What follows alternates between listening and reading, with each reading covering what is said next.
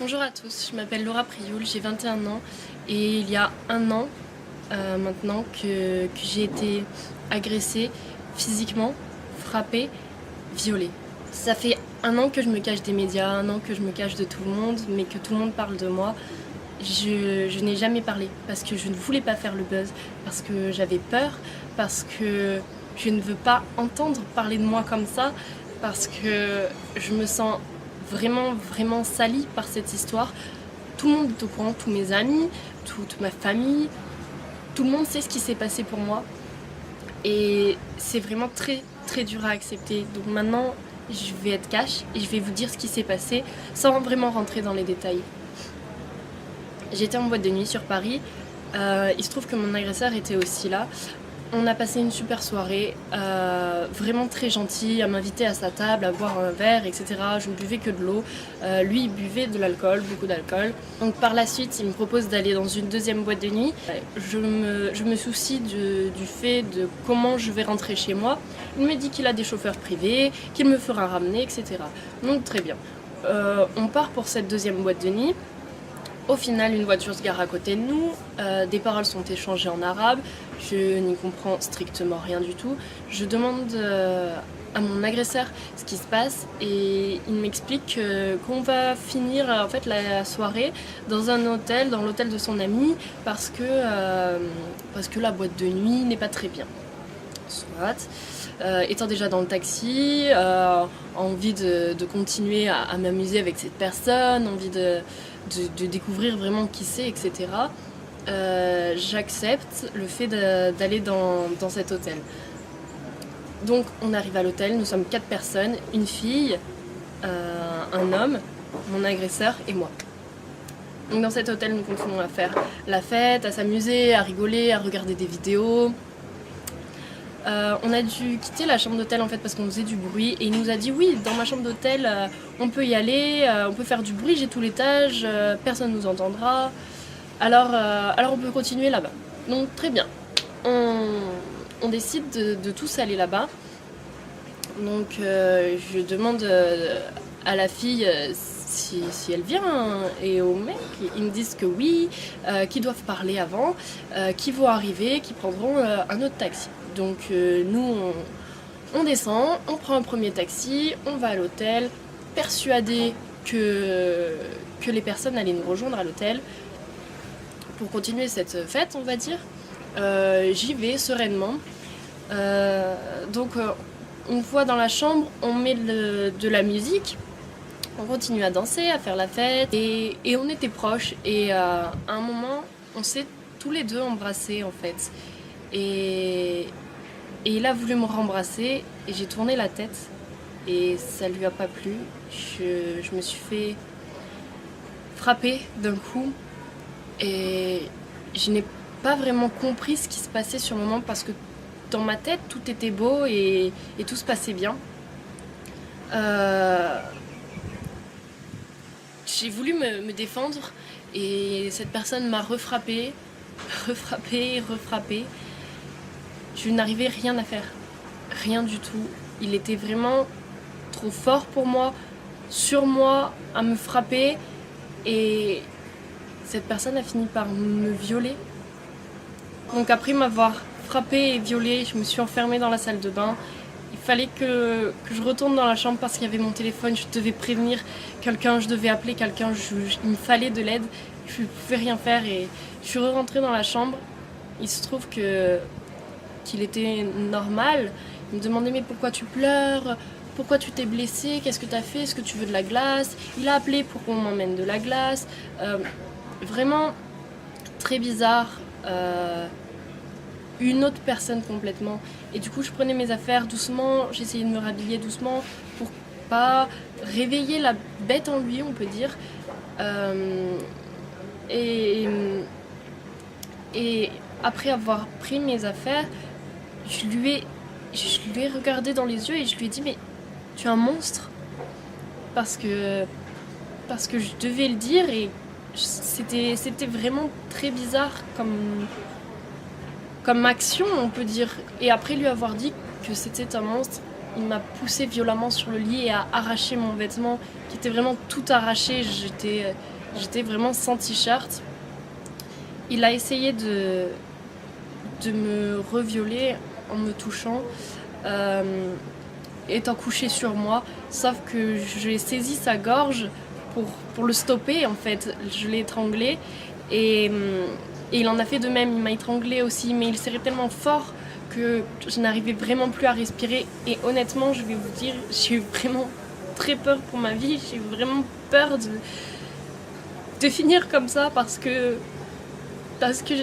je ne pouvais plus respirer. Je voyais noir, des étoiles, je venais de recevoir je ne sais combien de coups et je venais de me faire violer. Je me suis dit que c'était fini pour moi.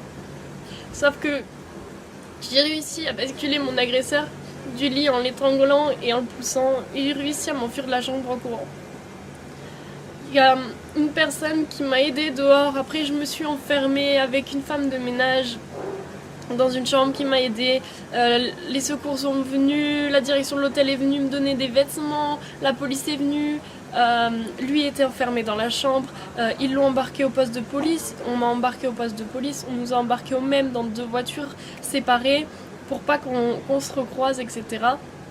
Arrivé au poste de police, j'ai porté plainte, on va dire, mais ce n'était même pas réfléchi de ma part. Au poste de police, on m'a dit bah voilà, qu'est-ce qui se passe? J'ai tout dit et j'ai pas eu le temps de réfléchir, de savoir si je voulais porter plainte, si je voulais pas porter plainte, ce que je voulais faire, ce que je voulais pas faire. J'ai pas eu le temps de tout ça. Donc après avoir porté plainte, j'ai été emmenée à l'hôpital pour soigner mes blessures, pour me faire des tests ADN, faire des tests alcoolémie, faire des tests pour la cocaïne, faire toutes sortes de tests. J'y suis allée le jour même, j'y suis retournée le lendemain. J'ai eu un médicament à prendre pendant 1 mois qui me détruisait l'estomac, vraiment pour pas avoir de maladie, etc. Parce que oui, cette personne ne s'est pas protégée, bien évidemment. Quand j'étais chez moi, je me pliais de douleur tellement ce cachet me faisait mal. Et c'était dur. Je n'arrivais pas à le dire à ma mère parce que c'est trop dur de dire quelque chose de tel à sa mère. Ma mère qui a toujours voulu me protéger, qui a toujours voulu me mettre en garde, qui a toujours été là pour moi. Le fait de lui dire « Maman, j'ai été frappée, j'ai été violée », c'est juste pas possible pour moi. Je lui ai jamais dit ce qui s'était vraiment passé. Elle a lu toutes mes plaintes, elle sait vraiment tout ce qui se passe dans tous les détails, mais de moi-même, j'y arrive pas. C'est comme ça, c'est trop dur. Donc, quelques jours après être rentrée chez moi, un blogueur a partagé mon nom dans les médias. Et là,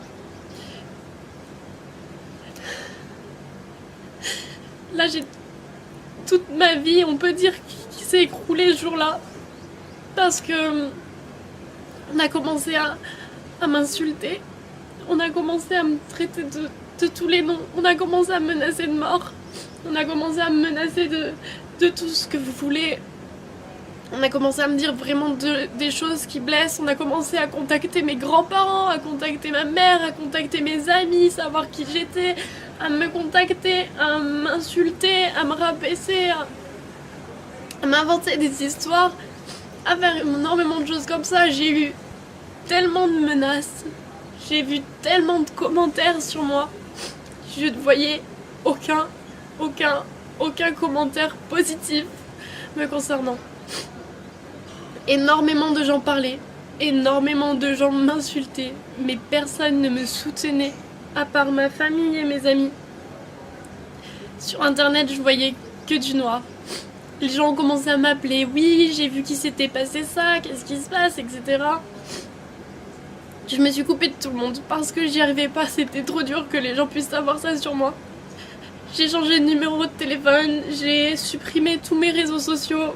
Je me suis coupée vraiment de tout le monde, je n'avais même pas le droit d'habiter chez ma mère pour ma sécurité. Donc c'était encore plus dur parce que j'avais vraiment besoin d'elle. Elle était là bien sûr, mais j'avais pas le droit d'habiter avec elle. C'était horrible pour moi. C'est comme ça. Dans les médias, j'ai pu voir que j'avais refusé la confrontation, alors que non. La police m'a bien expliqué que je pouvais faire la confrontation maintenant devant eux, ou que je pouvais la faire plus tard devant le juge, avec un avocat, après avoir réfléchi, etc. Sachant que je venais de me faire agresser par cette personne, la dernière chose dont j'avais envie, c'était de le recroiser, de le voir ou de l'entendre même, ou quoi que ce soit. Donc j'ai dit que j'étais pas prête et que je voudrais le faire plus tard. Donc voilà, donc je n'ai jamais refusé de confrontation, je l'ai fait plus tard. Ensuite, on a pu dire que j'étais coiffeuse, que j'étais escort girl, que j'étais chômeuse, que j'habitais à Nice, que je faisais que des défilés de mode, que plein de choses comme ça. Et tout est faux. Après, au Nouvel An, on a dit que des fans de mon agresseur m'auraient retrouvé dans la rue, sorti du lido, m'auraient fracassé, tapé une bouteille de bière sur la tête, etc. Alors que je ne suis même pas sortie pour le Nouvel An. J'étais chez moi, dans mon appartement, je n'étais même pas sur Paris. Je n'étais même pas dans la ville où les faits se seraient passés. Après, qu'est-ce qu'on a pu dire sur moi? On a pu dire que Laura Prioul a été prise la main dans le sac, elle serait dealeuse de drogue, elle devrait passer devant le tribunal, etc. J'avais une grande possession de drogue, etc. À ce moment-là, j'étais en train de travailler, j'étais pas du tout sur Paris. Je ne savais même pas ce qui se passait. On m'a appelé en me disant ah bon, tu vends de la drogue et tout, qu'est-ce que c'est que cette histoire et tout. Non, je ne sais même pas ce qui se passe. Les gens sont au courant avant moi de ce qui se passe. Tout le monde se permet de me raconter une vie en fait, que je n'ai jamais parlé. Donc tous les Facebook, Instagram, Snapchat, Twitter, blog qui portent mon nom, ce n'est pas moi. Je n'ai jamais écrit, je n'ai jamais ouvert ma bouche, je n'ai jamais rien fait de tel. Au jour d'aujourd'hui, oui j'ai peur, oui je fuis la ville parce que je n'arrive pas à sortir. J'ai peur qu'on me reconnaisse dans la rue, j'ai peur qu'on m'agresse, j'ai peur que toutes ces menaces soient mises à exécution, j'ai peur de croiser quelqu'un qui pourrait dire ah mais c'est elle, j'ai peur qu'il se passe quoi que ce soit, j'ai peur pour ma sécurité, j'ai peur pour la sécurité de ma famille, j'ai peur pour la sécurité de mes proches, j'ai peur pour tout ça et c'est dur pour moi d'avancer avec ça. Écoutez-moi bien, je n'accepterai jamais d'argent pour enlever ma plainte parce que je veux que cette personne finisse derrière les barreaux parce que c'est trop dur, vraiment. Et j'ai pu savoir dans les médias que je n'étais pas la seule victime de cette personne, de cet agresseur. Je sais qu'il y a d'autres filles qui ont été victimes de cette personne. Des médias en parlent, etc. Et j'essaye de me battre pour moi, mais j'essaye de me battre aussi pour ces autres personnes. Mais c'est dur, sachez-le, et j'ai besoin de soutien. Et je suis là aussi pour soutenir ces autres victimes. S'il vous plaît, sortez du silence et allez porter plainte ou je ne sais pas, mais aidez-moi, j'ai besoin d'aide, je suis toute seule contre cette personne. Les filles qui ont été victimes de quoi que ce soit, manifestez-vous, que ce soit par écrit, que ce soit en m'envoyant quelque chose, des preuves, des messages, en allant porter plainte, ce que vous voulez. Mais j'ai besoin qu'on m'aide pour mettre cette personne en prison. Sachez que je n'ai pas eu de chance parce que mon nom a été cité par un blogueur dans la presse parce que j'étais avec une connaissance de ce blogueur dans la soirée. Donc de suite, ça a fait un scandale autour de mon nom. Mais en France, vous êtes vraiment protégés. Personne ne pourra connaître votre identité si vous portez plainte. Même votre famille peut ne pas être au courant du fait que vous ayez porté plainte pour telle ou telle raison. Rien ne sera médiatisé, vous n'aurez pas de menaces, vous n'aurez pas de journaux sur le dos, vous n'aurez pas tout ça, vous serez vraiment protégés. J'ai juste besoin de vous, j'ai besoin qu'on se réunisse tous ensemble et qu'on le mette derrière les barreaux parce qu'ils le méritent. C'est tout. C'est tout ce que j'avais à dire. L'adresse que je vais vous écrire, c'est la mienne. C'est la seule sur laquelle vous devez écrire. Voilà, maintenant, j'ai dit ce que j'avais à dire et au fond de moi, je me sens plus soulagée. Les gens ne vont pas avoir qu'une seule version des choses. Voilà.